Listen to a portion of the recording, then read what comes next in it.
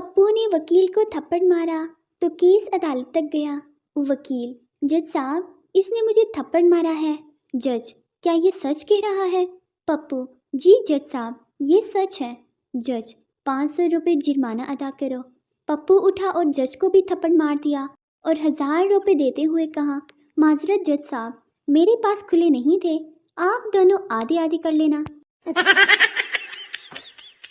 شادی سے پہلے لڑکی لڑکے سے: چاند کہاں ہے؟ لڑکا: میری آنکھوں کے سامنے۔ شادی کے بعد لڑکی لڑکے سے: چاند کہاں ہے؟ لڑکا: اندھی ہو گئی ہے، وہ آسمان پر خربوزہ تو نہیں لٹکا ہوا۔ لڑکیاں بہت ہی زیادہ محنتی ہوتی ہیں اور اس بات کا اندازہ آپ اس بات سے لگا سکتے ہیں کہ 100 میں سے صرف 12 ہی قدرتی خوبصورت ہوتی ہیں، جبکہ باقی اپنی محنت سے، اور میں بھی ان 12% میں ہی آتی ہوں۔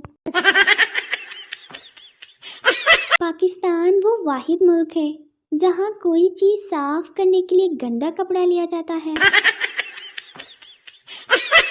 یہ پاکستان کا ہی حسن ہے کہ جہاں روتے ہوئے بچے کو مزید چپیڑے مار کر چپ کرایا جاتا ہے۔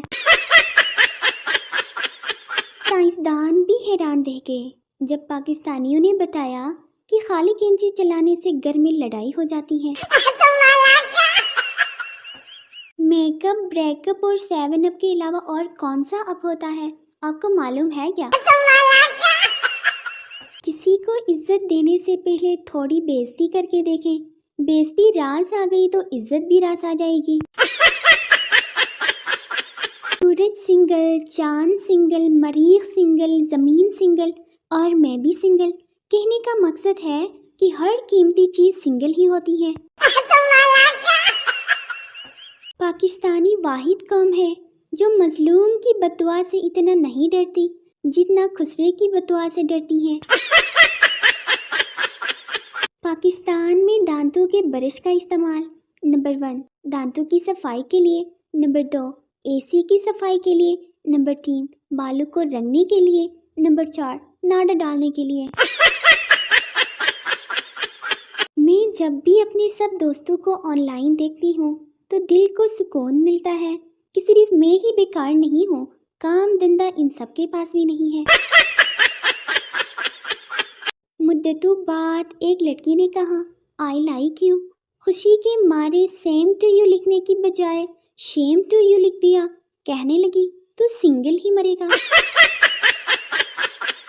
لڑکی لڑکے سے: مجھے تم سے محبت نہیں ہے، آج سے ہمارا رشتہ ختم، ہم ایک دوسرے کے سارے گفٹ واپس کرتے ہیں۔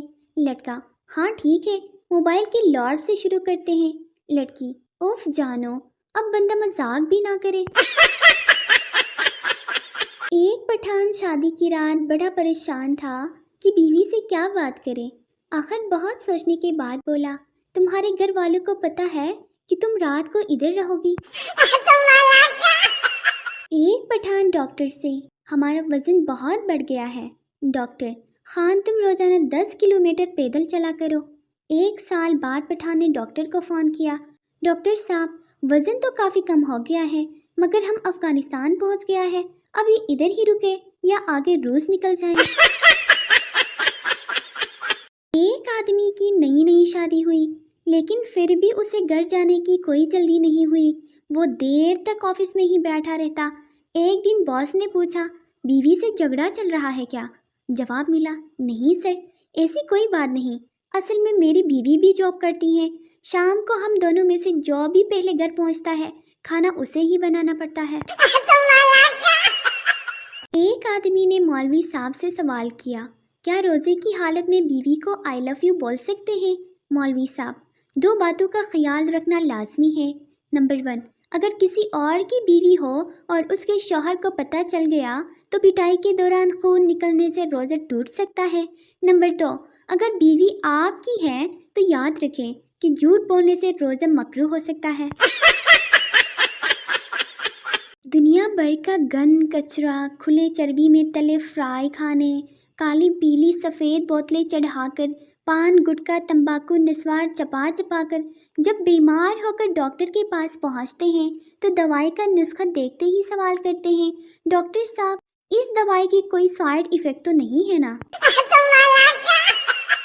ایک شخص نے فوج سے اپنی محبوبہ کو خط لکھا جس میں اس کے آخری الفاظ یہ تھے، میں تمہیں اور بھی بہت سی باتیں لکھنا چاہتا تھا لیکن مشکل یہ ہے کہ سینسر آفس خطوط کھول لیتا ہے۔ تیسرے دن اس شخص کو سینسر آفس کی طرف سے ایک خط ملا جس میں لکھا تھا، ہم خط نہیں کھولا کرتے، یہ ہم پر غلط الزام ہے۔ دو خسرے آپس میں باتیں کرتے جا رہے تھے کہ اچانک ایک گر گیا اور زور زور سے رونے لگا۔ دوسرے نے اسے تسلی دیتے ہوئے کہا، اٹھ پروین، مرد بن۔